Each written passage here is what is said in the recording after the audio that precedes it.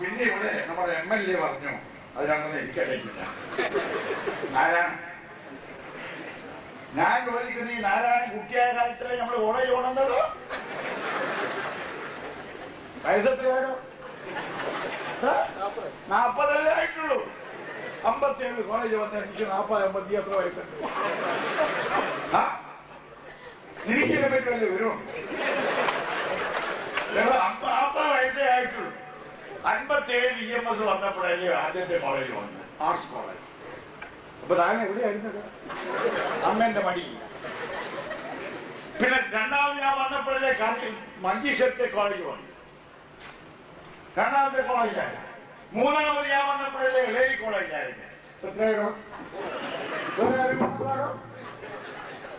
വേറെ ഒരു ബുദ്ധി കൊണ്ടുവന്നില്ല. പിന്നെ കൊണ്ടുവന്നത് കഴിഞ്ഞ കൊല്ലം നമ്മുടെ ബിഷപ്പ് എവിടെയാ, അത് മാത്രമേ ഉള്ളൂ. മറ്റൂടെ കോളേജില്ല.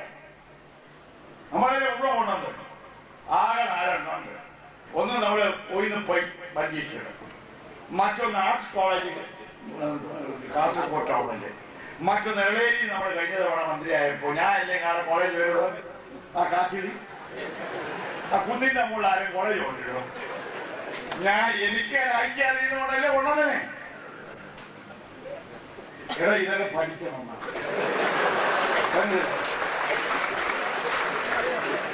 ഞാൻ ചോദിക്കട്ടെ, ഈ കേരളത്തിൽ ഈ കാസർഗോഡ് ജില്ലയിൽ വന്ന ഹൈസ്കൂൾ ആയ കണക്കറിയാവോ? ഒരു ഹൈസ്കൂളിലൂടെ വന്നത് പാലം. ഞാൻ വീണ ഒരു പാലം ഉണ്ടായിരുന്നല്ലോ ഇല്ലേ? അത് എന്റെ കാലത്ത് തുടങ്ങാന്ന് പറഞ്ഞ അവസാനം അത് ഉദ്ഘാടനം ചെയ്യാൻ മാത്രം ബാക്കി വെച്ച് പൂർത്തിയാക്കിയിട്ടല്ലേ TKMC പിരിഞ്ഞ് നമ്മൾ രാജ്യത്ത് പിരിഞ്ഞ് കുന്നുംകൈ പാലം. ഞാൻ വീണ പാലമില്ലേ?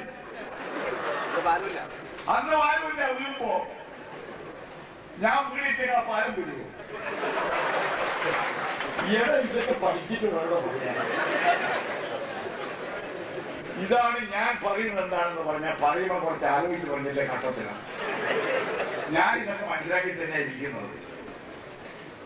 ഈ കാസർഗോഡിൽ മാത്രമല്ല, നമുക്ക് കോളേജ് വിദ്യാഭ്യാസത്തിൽ പരിഷ്കരണം വേണം. അതിപ്പോൾ ജോസഫ് ഞങ്ങളെല്ലാം ആലോചിച്ചുകൊണ്ടിരിക്കുകയാണ്. ഇപ്പൊ കണ്ണു ഉപയോഗപ്പെടുത്തത്തക്ക വിധത്തിൽ നമുക്ക് മാറ്റി